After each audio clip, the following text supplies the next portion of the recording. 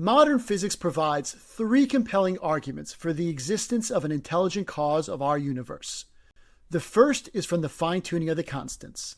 The second is from the design of the laws. And the third is from the ordered initial conditions at the Big Bang. In this series, we've presented each of these three arguments in depth. In case you didn't listen to those episodes, or if you did but want a concise review of their main line of reasoning, today we'll summarize all three arguments so you can clearly see the consistent reasoning that flows through them all. Furthermore, reviewing the line of reasoning will prepare us to answer many of the frequently asked questions that will follow. Even if you follow the three arguments, you'll want to understand the answers to these questions so you'll know how to respond to atheists and skeptics who attack these arguments. After reviewing the three arguments and seeing how to answer the FAQs, you'll really be convinced that modern physics points directly to the existence of God. I'm Rabbi Dr. Eli Feder. And I'm Rabbi Aaron Zimmer. And this is Physics to God.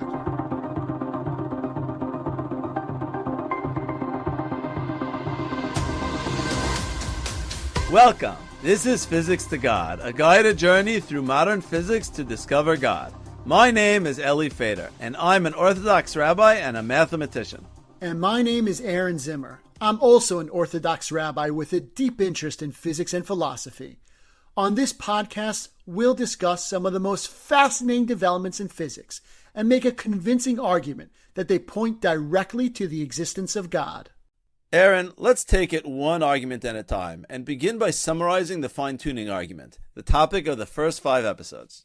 Three notions lie at the heart of the fine-tuning argument: fundamental, constants of nature, and theory of everything.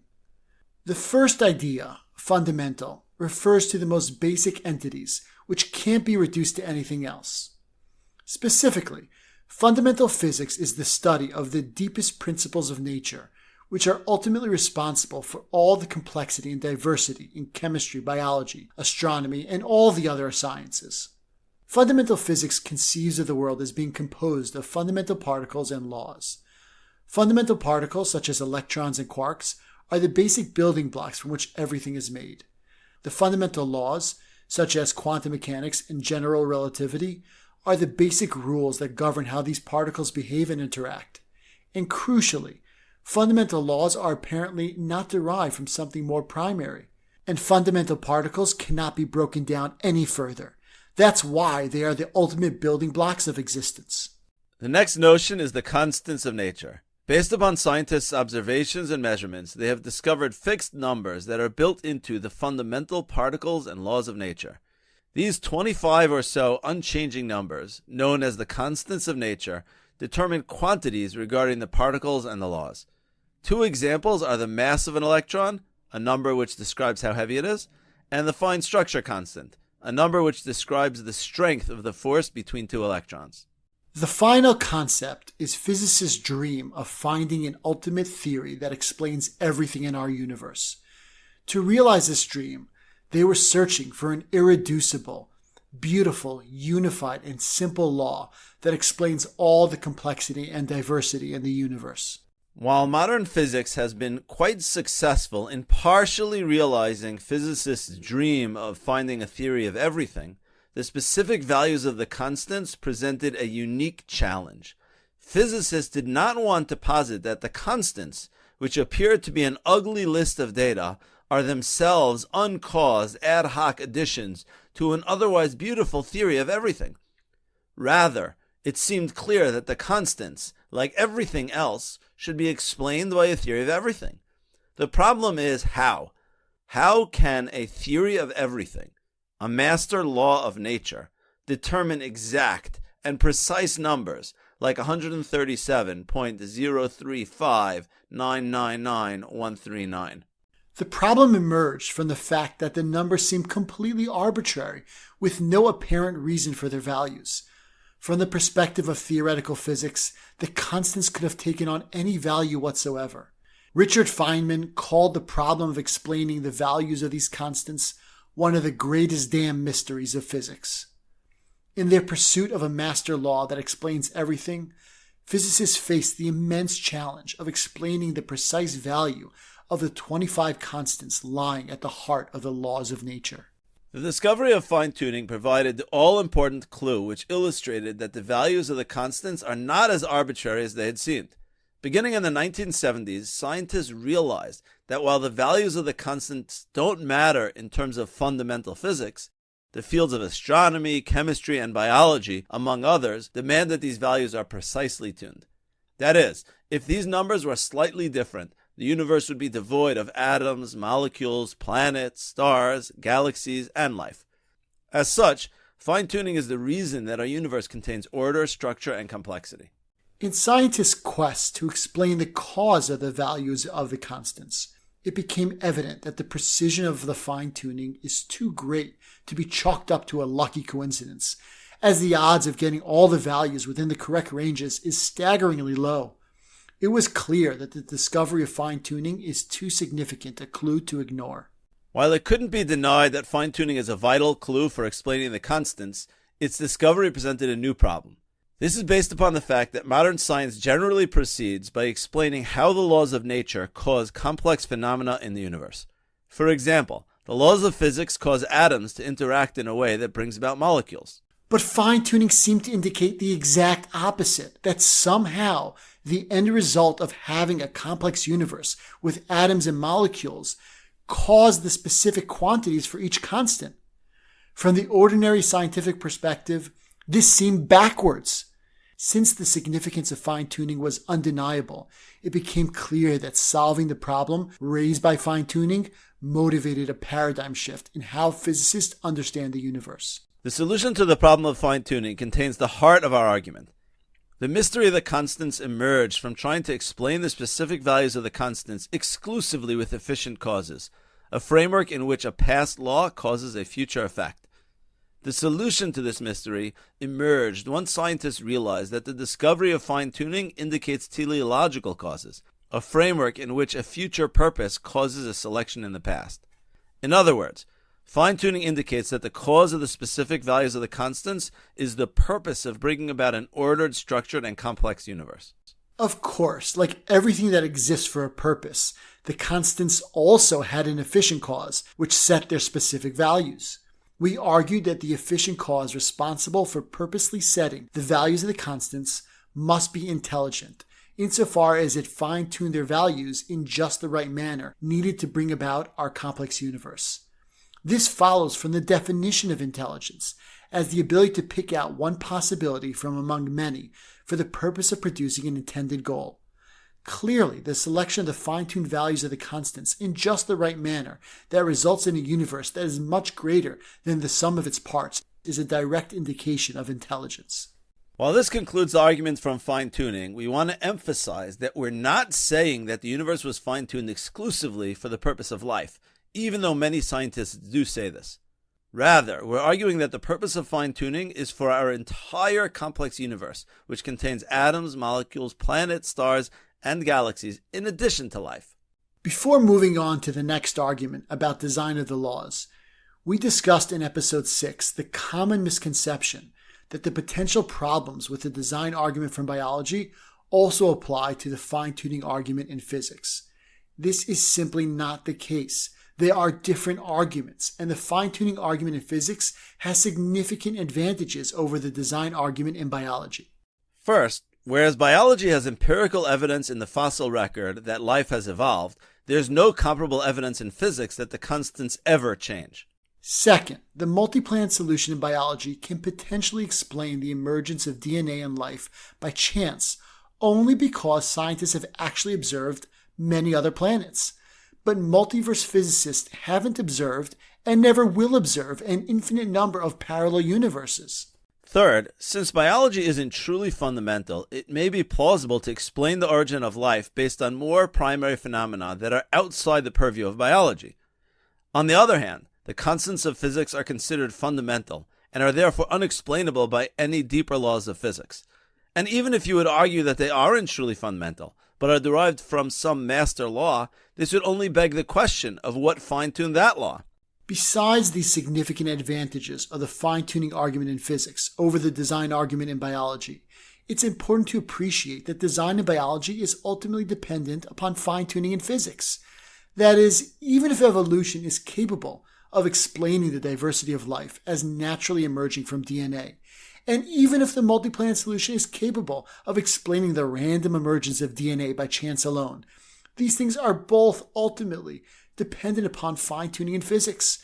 Without the fine-tuned constants, there would simply be no atoms, molecules, planets, stars, DNA, and of course, no life. This brings us to episode 7's independent argument for an intelligent cause from the qualitative laws of physics, quantum mechanics, and general relativity. This argument naturally emerged from physicists' question of why are these laws true and not some other laws?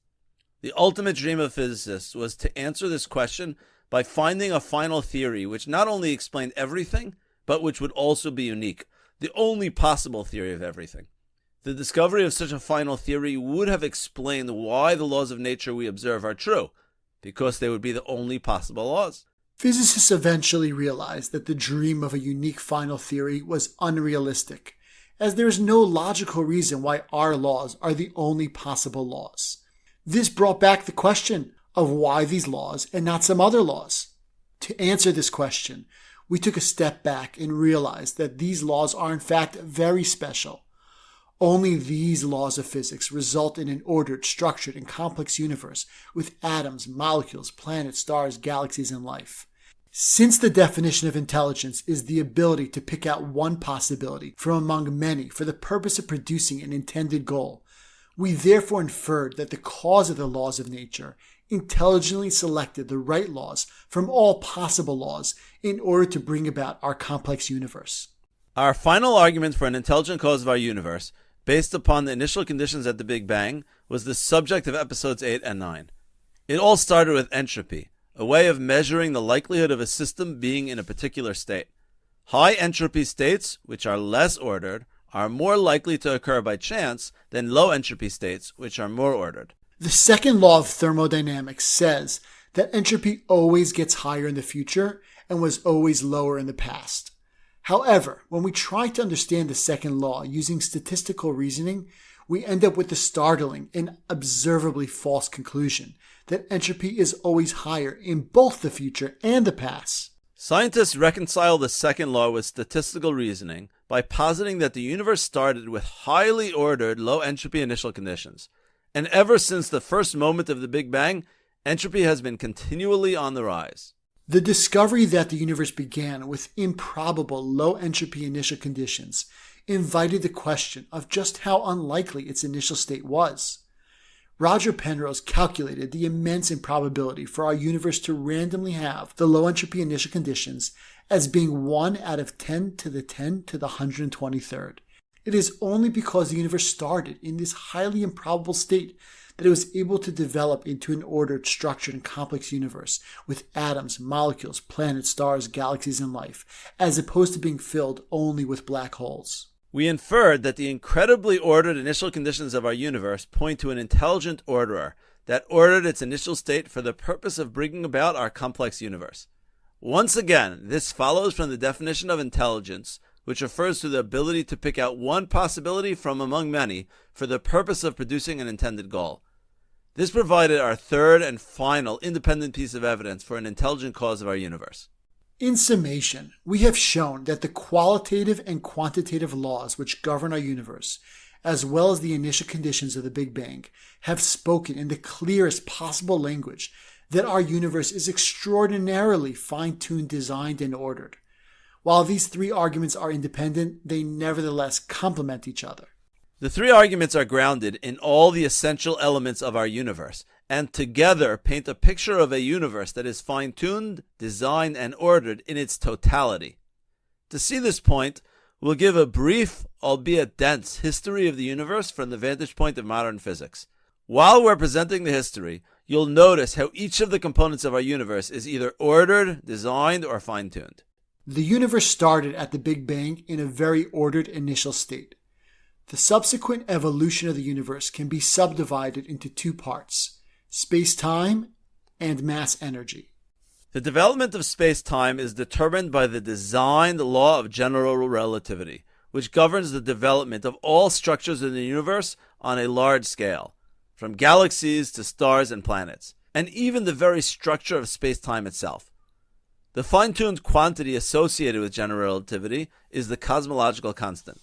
This constant determines the continued expansion rate of the universe after the Big Bang, and is responsible for the stretching of space on large scales as time progresses. The mass energy of the universe is composed of fundamental particles that interact according to the designed laws of quantum mechanics. The fine-tuned constants of quantum mechanics fix the quantities of all the particles and the forces between them. As time went on, space-time expanded, and the energy formed into atoms, stars, galaxies, and life, all due to the combination of the ordered initial conditions, the designed laws of nature, and the fine-tuned constants. If any one of these three essential components of our universe were appreciably different, even if the other two are still the same, this brief history would have been very different and would have never led to anything remotely similar to our beautiful and amazing complex universe. This highlights why none of these three arguments commit the God of the Gaps fallacy. They aren't based upon ignorance, but are all based on scientific knowledge that if the initial conditions, laws, or constants of nature were different, then our complex universe wouldn't result. Furthermore, all three arguments naturally emerged as solutions to deep problems in the foundations of physics, not from mere gaps or details. The fine-tuning argument followed from the mystery of the constants. The design argument followed from the mystery of why these laws of nature exist. And the order argument followed from the problem of the low entropy initial conditions at the Big Bang. Finally, all our arguments aren't fallacious theories of the gaps that can explain every possible universe. We all know that a theory that can explain anything in truth explains nothing. Rather, the theory of an intelligent cause can only explain a universe with order, structure, and complexity, but would be completely unjustified if the universe lacked these observed properties. Now that we've summarized our arguments, we'd like to take up some frequently asked questions that we've encountered over the past decade. Some of these questions are found in the literature or in online discussions, while others have come from people with whom we've discussed these arguments. Some of these questions might have already been bothering you, and we hope all the questions will help clarify subtle points in the arguments. We'll start with questions often asked about our first argument from fine-tuning of the constants. Here's the first question. What justifies your assumption that the values of the constants could have been different? Since we have only observed one universe with one value for each constant, maybe these are the only possible values. Even though it seems intuitively clear that constants like 137.035,999,139 could at least theoretically have different values, we didn't just assume that they could have been different without further justification. We dealt extensively with the possibility that they have their specific values by necessity, either because they are uncaused brute facts of reality or because they are necessarily determined by some master law. Both the uncaused constants and the master law theories had their problems even before the discovery of fine-tuning, when the only problem was the mystery of the constants. The fact that Feynman called explaining the constants one of the greatest mysteries in physics is predicated on the recognition that logically the constants could have been different. There's no intrinsic reason why they had to be these specific numbers, and it's hard to see how any qualitative law could determine their exact values. Besides these basic difficulties, once fine-tuning was discovered, scientists were forced to abandon both of these theories completely. This is because they didn't incorporate the new knowledge about fine-tuning. After all, someone who posits that the constants must of necessity have only these specific values must maintain that their fine-tuning is a massive coincidence. This totally ignores the discovered connection between the values of the constants and the complex universe. Here's our next question. What if scientists one day discover that one or more of the constants aren't in fact constant, but actually vary in space or time? For example, imagine that at some point in the future, physicists observe that the fine structure constant that's responsible for the existence of stable atoms actually varies in different places of the universe. Would that affect the validity of the fine-tuning argument? The answer is that it depends. If the fine structure constant were found to not always be 137.035,999,139, but to vary within a small range, say between 137 and 138, all of whose values would still allow the constant to function for its purpose of producing stable atoms, then it wouldn't impact the argument. We probably would stop calling it a constant and instead call it a variable. But other than that, as long as there's no intrinsic reason why the constant must be within that range, we would still argue that its limited range indicates that the range itself was intelligently fine-tuned for the purpose of enabling the existence of atoms. On the other hand, if physicists observed that in other parts of the universe the constant varied outside of the range that allowed atoms, say it varied between 1 and 200, and that in different parts of the universe there were no atoms and consequently no molecules, planets, stars, and so on, then there would be a real problem with our argument. This is because it would imply a type of multiverse in which the values of the constants are truly random, and that our fine-tuned values are a mere consequence of an observer bias, that intelligent observers like us can only exist in a part of the universe with these fine-tuned values. Of course, all indications are that the constants are indeed constant and don't change at all. However, if someday one or more constants are found to vary, it's worth understanding which type of variation would present a problem with the fine-tuning argument and which type wouldn't impact it at all. That brings us to our next question. Aaron wanted to include it when we were discussing the fine-tuning argument in the earlier episodes, but I convinced him to hold off until now. Once you hear it, you'll know why. In fact, we're going to need an analogy just to appreciate the question. When telling people the fine-tuning argument, one of the most sophisticated questions we've been asked goes something like this. You claim that it's incredibly unlikely to get the correct values of the constants by chance alone. But since we've only observed one universe with one value for each constant, how can you determine the range of possible values for each constant? A step which is necessary to even begin computing probabilities. Furthermore, how can you really determine the probability distribution of the constants? That is, to determine the different probabilities for the different possible values, and thereby claim that our observed values are highly unlikely. Because of these problems, evaluating the probability of these constants occurring by chance is highly speculative, and not nearly as rigorous as you make it sound. To appreciate this question, let's consider the analogy of a lottery. Assuming that the lottery has 1,000 balls numbered 0 to 999, it's clear that the probability of getting any specific number, let's say 137, is 1 out of 1,000. However, let's say we didn't even know that there are 1,000 possible numbers. Then we couldn't even get started with computing a probability. Or let's say we did know that there were 1,000 possible numbers, but had unknown quantities of balls of each number. For example, there may be 7 balls numbered 1, 83 balls numbered 2, 52,000 balls numbered 3, and so on. Who knows? Without knowing the quantity of balls of each number, we'd have no way to compute the probability of randomly attaining 137. Analogously, the questioner was asking that without knowing the potential range of each constant, or the probability of each constant taking on various possible values, we can't rigorously compute the probability of the constants being fine-tuned by chance alone. This is actually a really good question. However, it's only a problem for those who try to explain the values of the constants through chance alone. For example, multiverse scientists speak about fine-tuning of the constants in terms of probabilities because they claim that the values for the constants in each universe are randomly determined. While their basic method for computing these probabilities is a bit shaky, here's how they do it. In order to determine the possible range of values for many constants, scientists make relatively reasonable assumptions about their natural limits. For example, they assume that the upper limit of a particle's mass is when it would be so large that it would no longer be a particle but would become a black hole instead. After determining a range of values, they usually assume that all numbers in the allowed range have equally likely probabilities, which is also a fairly reasonable assumption given no evidence to the contrary. Of course, it's still an assumption.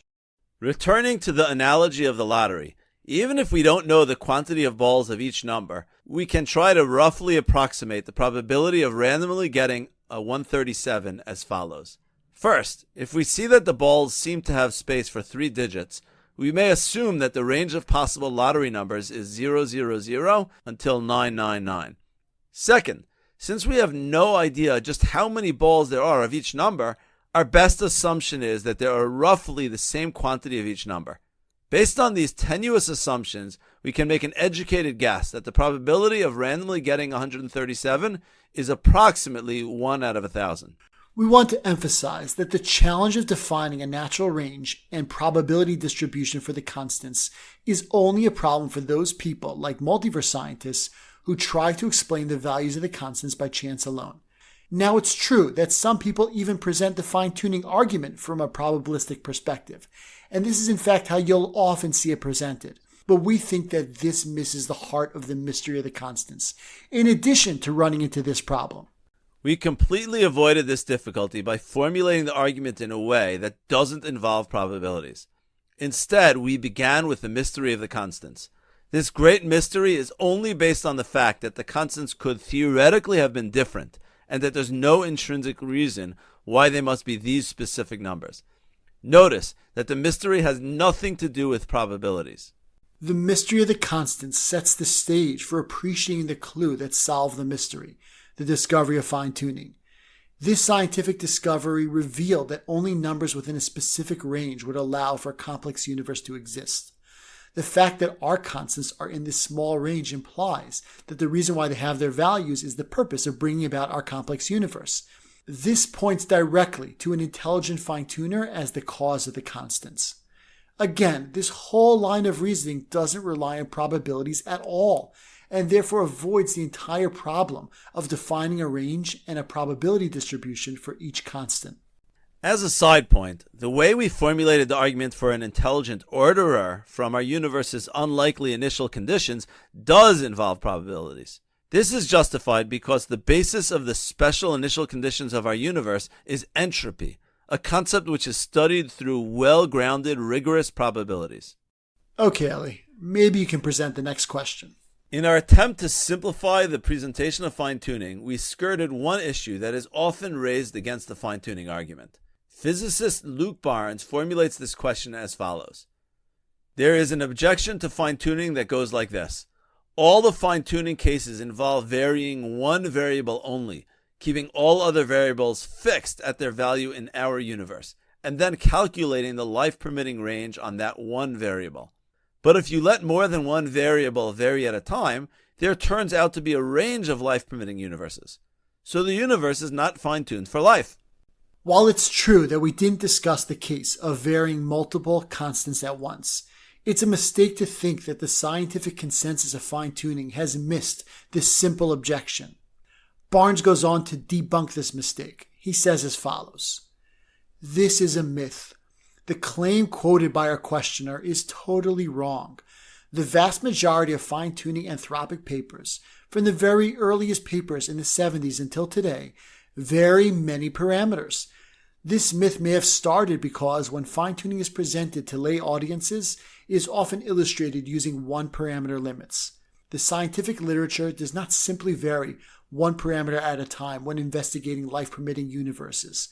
This is a myth, born of, at best, complete ignorance. The reality is that varying many constants at once doesn't make it anywhere close to likely to get a complex ordered universe by chance alone. While it might create new combinations which allow for a complex universe, the chances of getting all the constants correct at the same time are still astronomically small. All the scientists we quoted in episode 3 who endorsed the discovery of fine-tuning take into account the possibility of varying multiple constants and still arrive at the clear conclusion that the constants of nature are just too fine-tuned to be explained as a lucky coincidence. The next question goes as follows. You've mentioned 4 potential theories for explaining the constants. 1, that they're uncaused brute facts. 2, that they're purposefully caused by an intelligent agent. 3, that they're exactly determined by a master law. And 4, that there are only one set of infinitely many values in a multiverse. Then you showed how the discovery of fine-tuning reduced it to only the intelligent agent or the multiverse. But how do you know that there aren't other possible theories for explaining the constants that you and multiverse scientists are both overlooking? First of all, if we were arguing from elimination, then it would indeed be necessary for us to make sure that we have a comprehensive list of all possibilities, such that when we eliminate all but one, we could be sure that the one remaining possibility is the correct solution. However, we aren't arguing from elimination. Instead, our argument is based on the direct inference to an intelligent cause from the evidence of fine-tuning design and order that indicate a purpose for the constants, laws, and initial conditions. Therefore, we don't need to prove that our list of possible theories is exhaustive.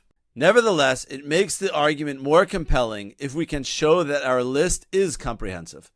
In that vein, let's categorize the possible theories with some basic subdivisions to show that we haven't missed anything. First, we can divide all theories by whether the constants are fundamental, having no cause, or aren't fundamental, but are caused by something else. It seems that these two possibilities are exhaustive. Either the constants don't have a cause or they do have a cause. If they don't have a cause, that's possibility 1, the uncaused constants theory. If, on the other hand, they do have a cause, either the cause selected the values for a purpose or it did not. That is, either the cause is intelligent or it's unintelligent. These also seem to be the only two possibilities. If the constants were caused by an intelligent agent, that's possibility 2, God. If, on the other hand, the cause is unintelligent, like some sort of law, either this unintelligent agent caused only one set of constants, those observed in our one universe, or it caused many different values for the constants, with the constants in our universe being only one of many sets of constants.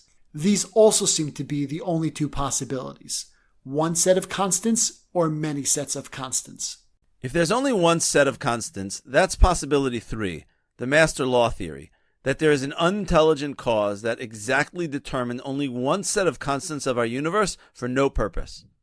If, on the other hand, there are many sets of constants, that's possibility 4, multiverse theory, that an unintelligent cause determined many different sets of constants with many different values. Putting these together, it seems clear that we've considered all the possible explanations for the constants. Just to remind you, possibilities 1 and 3, the uncaused constants and master law theories, were abandoned because neither of them explain the fine-tuning. That leaves either possibility 2 or 4, God or the multiverse. While we only spelled out why these 4 theories are exhaustive regarding the constants, the same basic subdivisions also apply for possible explanations of the qualitative laws of nature and for the initial conditions. Okay, Ellie, let's hear the next question. This question follows from the previous one. Here it is.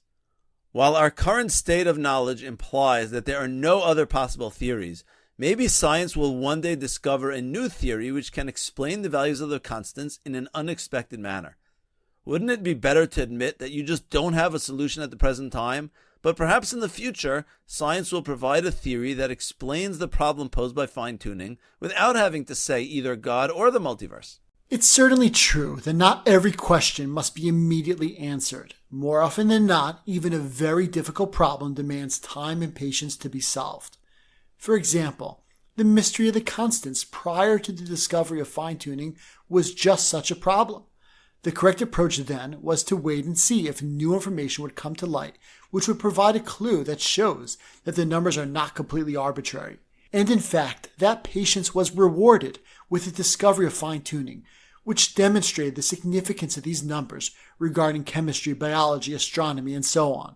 However, fine-tuning provides positive knowledge that there's a relationship between the values of the constants and the resultant universe.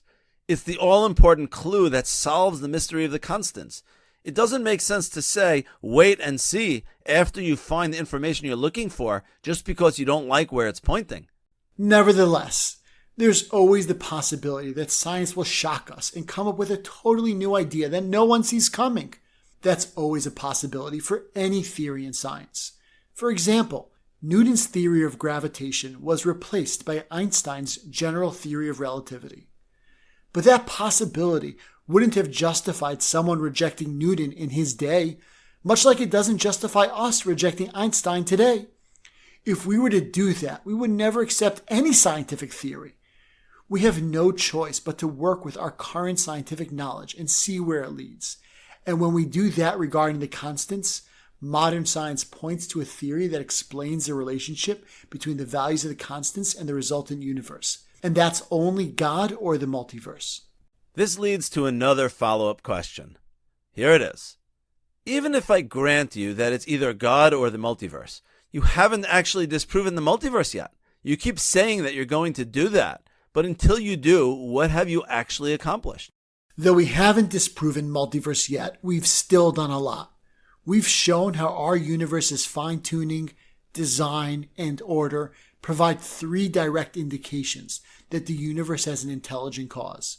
For scientists to undermine these arguments, it won't suffice for them to merely speculate that there are an infinite number of unobservable universes with different constants, laws, and initial conditions. Rather, the burden of proof is on them to support these claims by providing evidence which indicates the existence of an infinite multiverse.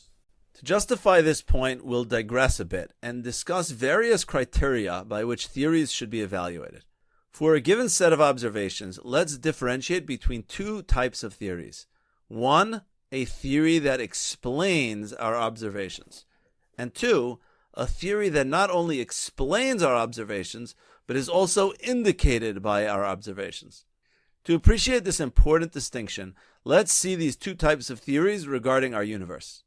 Based upon scientific observations, both we and multiverse scientists agree that there is clear scientific evidence for at least one ordered, designed, and fine-tuned universe. The disagreement is how to explain and interpret this evidence. Let's first consider our theory, which maintains that this one universe is the result of an intelligent agent that set the values of the constants for the purpose of producing our complex universe. This theory explains our observations of fine-tuning, design, and order. Furthermore, because fine-tuning, design, and order are the hallmarks of intelligence, this theory is also indicated by our observations. Let's now consider a multiverse theory that posits the existence of an infinite number of universes, each having different constants, laws, and initial conditions. This theory also explains our observations by noting that we observe a fine-tuned, designed, and ordered universe because these features are preconditions for the existence of intelligent observers. However, and here's the key point, this theory is certainly not indicated by our observation of one fine-tuned, designed, and ordered universe. Observing one universe doesn't indicate infinitely many universes, and observing incredible order doesn't indicate an infinite amount of disorder. Let's now consider an analogy which will show why a theory must be indicated by evidence before being accepted. This analogy will also help us determine which of 2 competing theories has the burden of proof. Consider the following example. Police find the dead body and soon realize that he was murdered with a weapon that was left at the crime scene. After some investigation, detectives discover fingerprints on the murder weapon, which are found to match those of one Mr. Jones. Let's analyze 2 different theories regarding the presence of these fingerprints. 1. Mr. Jones committed the murder. 2. As part of a conspiracy to frame Mr. Jones, his fingerprints were placed on the murder weapon. The first theory, that Mr. Jones is the murderer, explains the observation of his fingerprints. More importantly, this theory is indicated by his fingerprints on the murder weapon. The second theory, the conspiracy theory, also fully explains our observation of Mr. Jones' fingerprints. However, there is no indication for this theory. His fingerprints on the murder weapon in no way indicate a conspiracy. Now, given these 2 theories, how would the court rule? Would they conclude that since there are 2 competing theories which both explain all our observations, Mr. Jones must be set free? Of course not. Since the fingerprints indicate Mr. Jones's involvement, the burden of proof is on the defense to show some indication for the conspiracy theory. Though the conspiracy theory also explains the evidence, it must be dismissed as unjustified until we find evidence which indicates such a conspiracy. Without such indication, the court will accept the theory which is actually indicated by the prints and will convict Mr. Jones. While this may seem intuitively clear, you may press the point and ask why this is the case. Since both theories equally explain the evidence, why should we favor the theory which is indicated over the theory which is not? To answer this question, let's consider the radical doubt famously proposed by philosopher René Descartes in 1641. He suggested that perhaps everything you believe to be reality is really a dream, or perhaps everything you believe to be true is really an illusion created in your mind by a very powerful malicious demon who is intent on fooling you. These theories, and many others like them, certainly explain all your observations. Yet, instead of casting doubt on your belief in a real external world, you discard such theories as being examples of radical doubt. Why? What differentiates them from a theory we accept as reasonable? Like the theory that the external world is real and not the product of a dream or a malicious demon. The primary reason your mind rejects these theories as being ridiculous is because there are no indications that they are actually true. Despite their ability to explain your observations, you reject them in place of a theory which is indicated by the evidence. In fact, if you would accept unindicated theories, there would be no end to the number of theories that a creative person could construct that are merely explanatory but not indicated by evidence. As such, you would be forced to accept myriads of mutually exclusive theories, which is clearly impossible. This point extends to determining which of two competing theories has the burden of proof. In general, the position which is asserting something must supply evidence that indicates that their position is true. If they supply evidence for their position, then the burden of proof shifts to their opponents to find evidence which indicates an alternative explanation. Returning to Mr. Jones, without the discovery of his fingerprints, the burden of proof would be on Mr. Jones's accusers to find evidence that he committed the crime. However, his fingerprints are just the evidence they seek. Since the fingerprints indicate that Mr. Jones committed the murder, the burden of proof shifts to the countless conspiracy theories that can explain the prints without condemning Mr. Jones. Should they fail to find any evidence which indicates the existence of such a conspiracy, they'll be dismissed, just like Descartes' doubts about dreams and demons. The same is the case regarding the question of whether or not the universe has an intelligent cause. Without the discovery of fine-tuning, the burden of proof is on one who asserts an intelligent cause. Since our universe seems to be governed by unintelligent laws, one must provide evidence in order to posit an intelligent agent. However, since fine-tuning, design, and order are the fingerprints of intelligence, they are evidence which indicates an intelligent cause of our universe. This shifts the burden of proof to those seeking to deny an intelligent agent. If scientists merely posit multiverse as an alternate explanation for our observations, but cannot find some indication for their assumptions, then we must dismiss it as unjustified speculation, which merely casts unreasonable radical doubt on the theory of an intelligent designer. Of course, sometimes you'll reject a conspiracy theory because it has no evidence supporting it, only to later find new evidence that indicates its truth after all. That's fine. Just like it was appropriate to reject it before the evidence was discovered, it's appropriate to revise your opinion and accept it after the evidence was discovered. Let me give you an analogy from the history of science to illustrate this point. What? Aaron, you can't give analogies. That's my job. Don't worry, Ellie. It'll be a scientific analogy. If you want, I can try to make it complicated. No. That won't be necessary, Aaron. Before scientists observed that there are many planets in the universe besides those in our solar system, someone could have argued that the fact that Earth is hospitable to life, for example, it's the only planet in our solar system that has the perfect distance from the sun to allow for liquid water, this would be an indication of an intelligent cause. If the only planets are those few in our solar system, this is too unlikely to be explained by chance alone. But then scientists observed many planets, enough planets, such that at least one of them would be at the right distance to the sun by chance alone. Furthermore, they realized that since we can only exist on a planet which is at just the right distance from the sun, our perfect placement can be explained as resulting from an observer bias instead of an intelligent cause. At the point in time when the evidence only indicated the existence of the planets in our solar system, scientists followed proper methodology in only assuming the existence of these planets. At that time, Earth's perfect distance indicated the theory of an intelligent cause, and the burden of proof was on a theory that posited more planets. But once evidence was found supporting the existence of many planets, our perfect distance no longer indicated an intelligent cause and could be explained by an observer bias. This is an example of science operating according to proper methodology. Namely, it changed the prevailing theory once new evidence came to light, but not before that. That wasn't exactly an analogy, Aaron. It was more like an example from science. And it was a little bit complicated. Let me show you how to clarify things using our good old Mr. Jones analogy. If no evidence is found for a conspiracy against Mr. Jones, his fingerprints at the crime scene indicate his guilt and would lead to his conviction. However, if the defense meets the burden of proof and finds evidence of a conspiracy against him, then the court would accept this evidence and acquit him.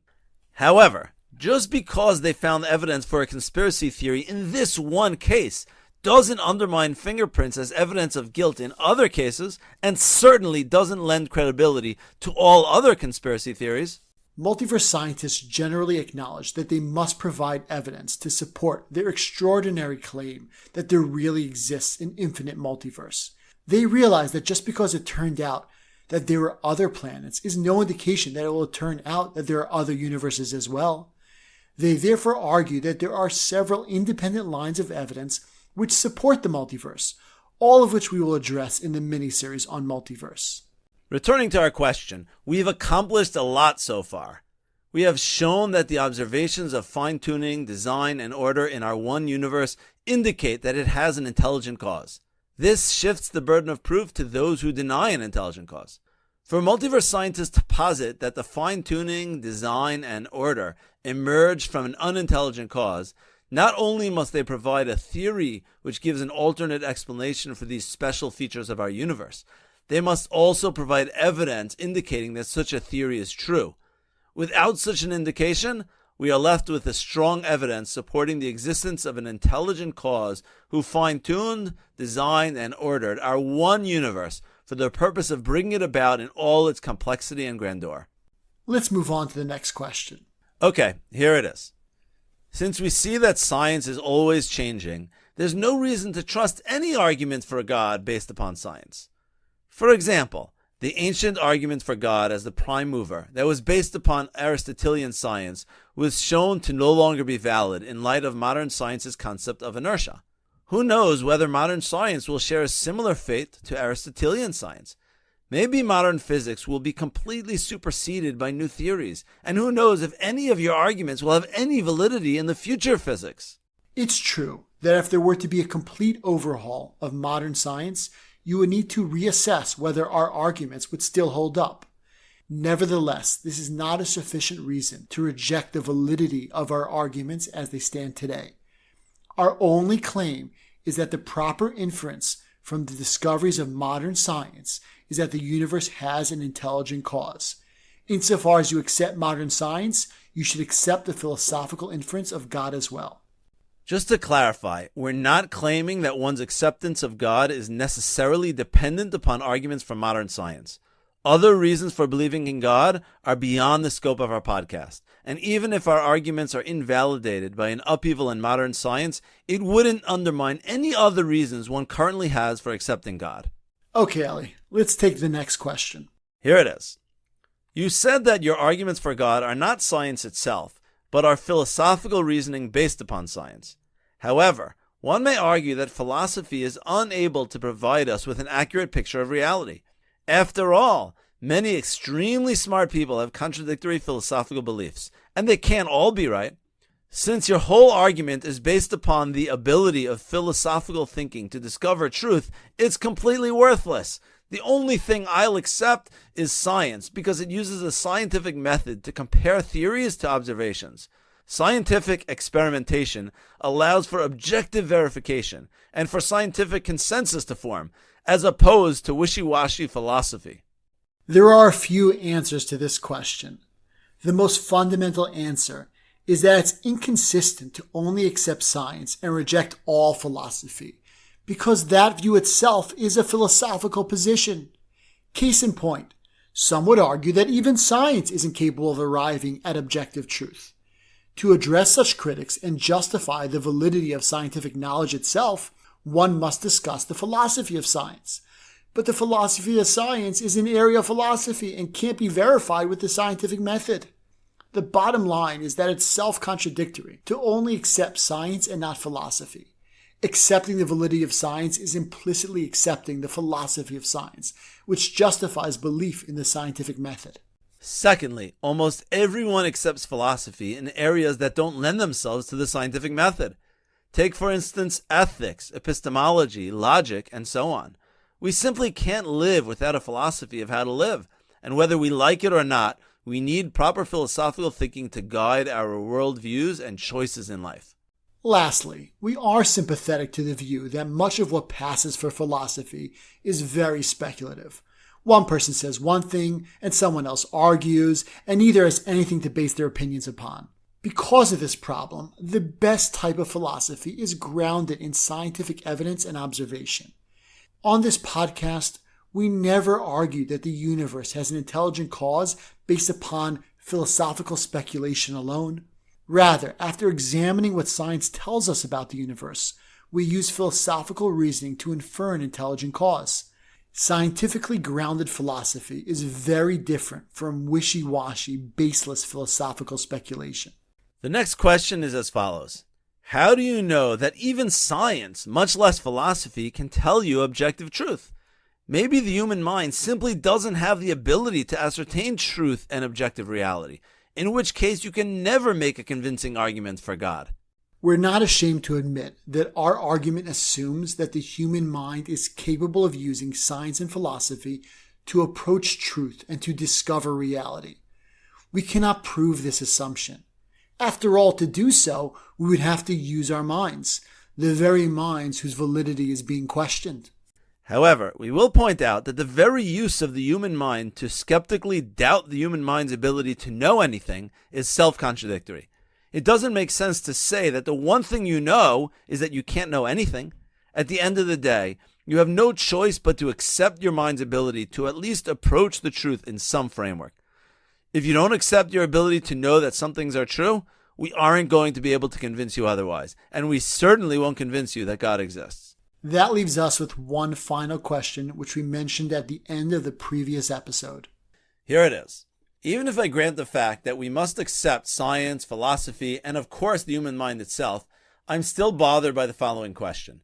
You've presented 3 arguments from 3 distinct features of modern physics, which each independently indicate that our universe resulted from an intelligent cause. Nevertheless, most scientists don't agree with you and don't see any of these arguments as compelling evidence for an intelligent cause of our universe. Granted that you aren't arguing with scientists on the science itself, but only on the philosophical conclusion to draw from the agreed upon science. But still, why are you drawing a different conclusion from so many great scientists? In other words, if the arguments are really as clear as you're making them sound, then why don't all scientists agree with your conclusion? There are 2 reasons for this. First of all, as we've mentioned many times throughout this series, scientists have an alternative explanation that they think is capable of explaining the apparent fine-tuning of the constants, the design of the laws, and the order of the initial conditions. This explanation is, of course, the multiverse. The second, and in our opinion, the deeper reason why scientists don't accept our conclusion, is that many scientists think that God is a bad explanation, or even no explanation at all. They lodge many serious questions against the theory of an intelligent cause, such as, what caused God? Who fine-tuned the intelligent fine-tuner? What does the word God even mean? In fact, because of these questions, some go so far as to say that God is impossible. Because of these 2 reasons, we can't just say God did it and walk away. For our argument to be complete, we must address both of them in detail. First, we must show why multiverse is not a viable explanation for the fine-tuning, design, and order in the universe. We'll do this in our mini-series on multiverse. Second, we must show that it's possible to formulate the idea of an intelligent cause, God, in a clear, logical, coherent, intuitive, and compelling manner that answers all serious questions that are raised against it. And we'll do this in our mini-series on God. We'll be taking a break and we'll be returning next year for a new season of Physics to God. Remember to subscribe so you won't miss the next series. We'd like to thank our listeners, and we encourage you to provide any feedback or questions we haven't discussed on Facebook, our website, or by email. If you've enjoyed this series, please leave a review on Apple or Spotify. Until next time, I'm Rabbi Dr. Eli Feder. And I'm Rabbi Aaron Zimmer. And this is Physics to God.